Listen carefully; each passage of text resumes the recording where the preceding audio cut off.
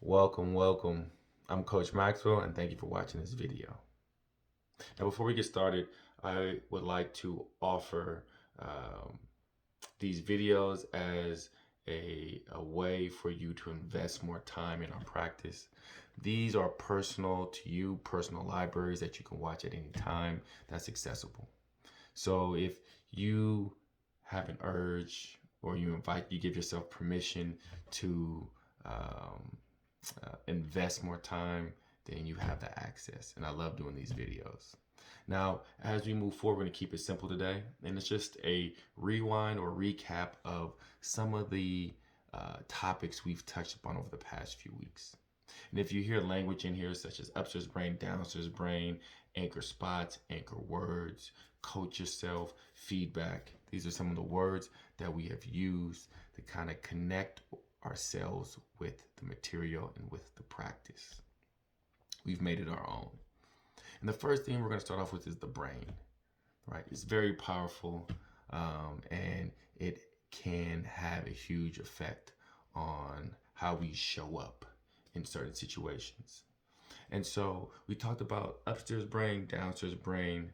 We talked about the amygdala, which is the fight, flight, freeze, deals with reactions, emotions, and we want to keep a lid on that. Now, we want to use it when it's necessary. Like I say, flight, fight, or freeze. So certain situations we can use that. But in other instances, we want to keep a lid on that downstairs brain.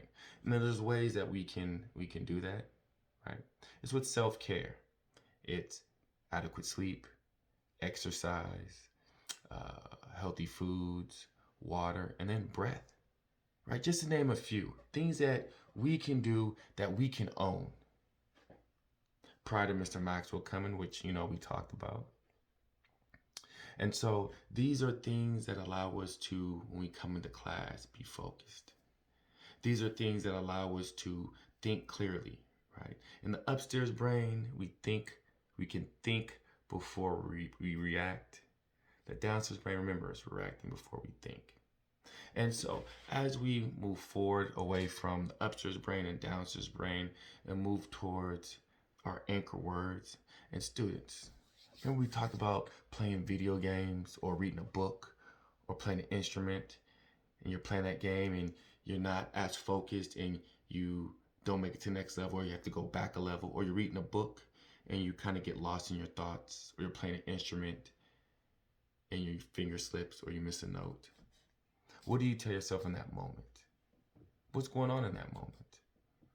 Some of the things we came up with, it's just a game. Get focused. Breathe. I got this. Those are all anchor words in different parts and aspects of your life. In mindfulness, it's breathe in, breathe out. Breathe in and breathe out.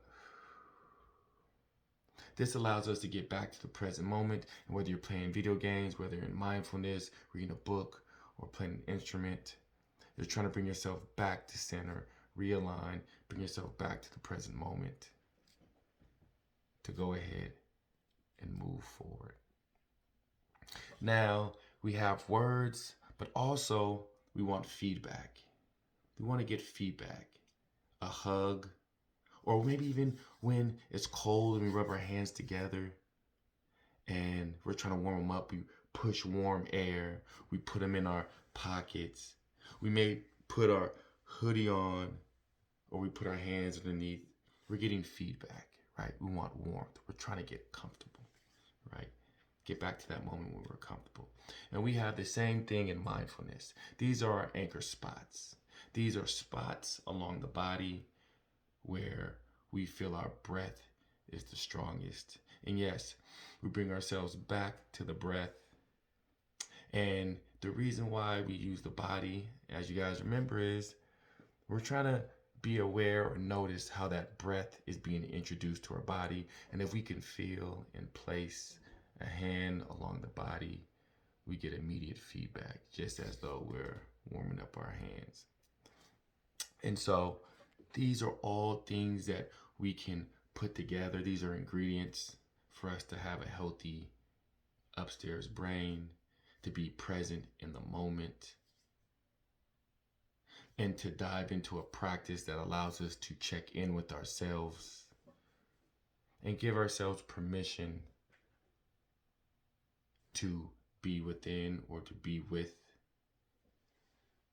this practice. And so, like I said, we're going to keep it simple. These are some of the things that we've talked about, some of the language that we've used over the past few weeks. And so, if these things sound familiar, we're in the right place. If you're watching this for the first time and you're diving in and investing, I thank you. I appreciate you. And we're getting better. And can't wait to see you next time. Thank you.